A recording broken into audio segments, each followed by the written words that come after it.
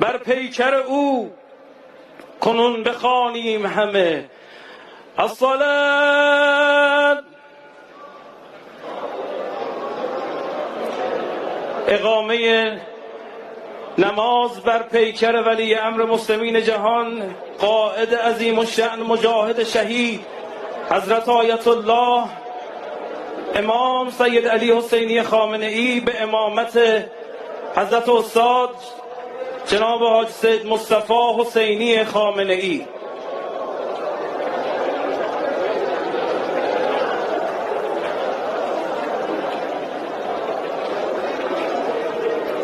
من تقاضا دارم همه بزرگواران که صدای این مراسم رو میشنوند، حضرت آقا بسیار تأکید داشتن که همه نماز رو بخوانند.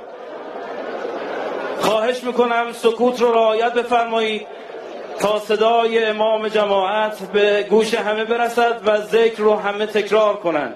الصلاة الصلاة الصلاة الصلاة. الله أكبر الله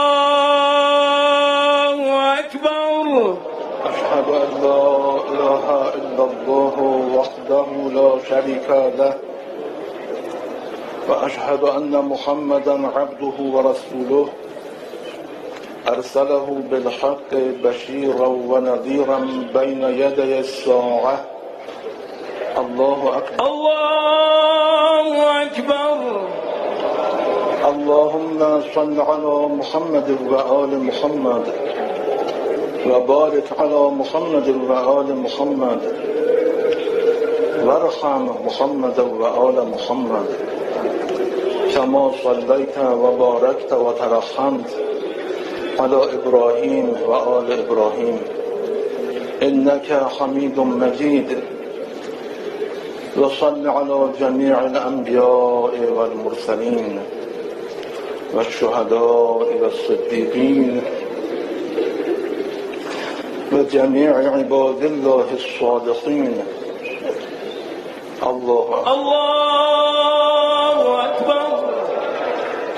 اللهم اغفر للمؤمنين والمؤمنات والمسلمين والمسلمات الأحياء منهم والأموات. تابع بيننا وبينهم بالخيرات إنك مجيب الدعوات إنك على كل شيء قدير. الله أكبر الله أكبر.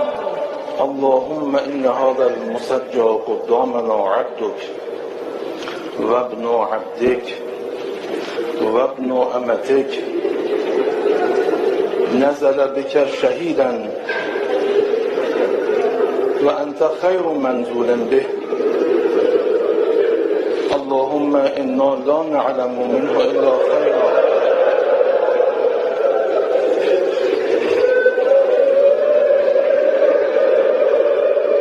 وأنت أعلم به منا. اللهم احشره مع من كان يتولاه مع محمد وآل محمد وأبعده عمن كان يتبرأ منه. اللهم إنه كان وليا مرشدا وكان من الذين يجاهدون في سبيل الله ولا يخافون في الله لومة لائم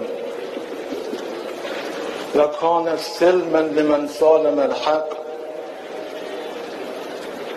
وحربا لمن حارب الحق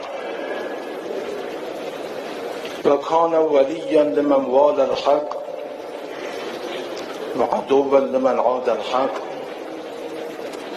اللهم تقبله جميع ذلك منه بفضلك وأب بأفضل قبولك.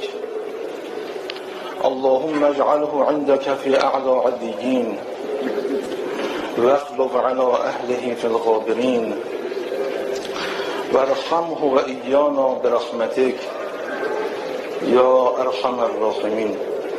الله أكبر الله أكبر.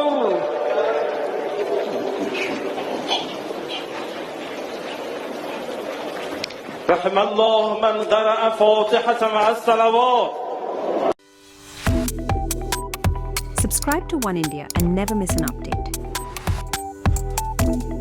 Download the One India app now.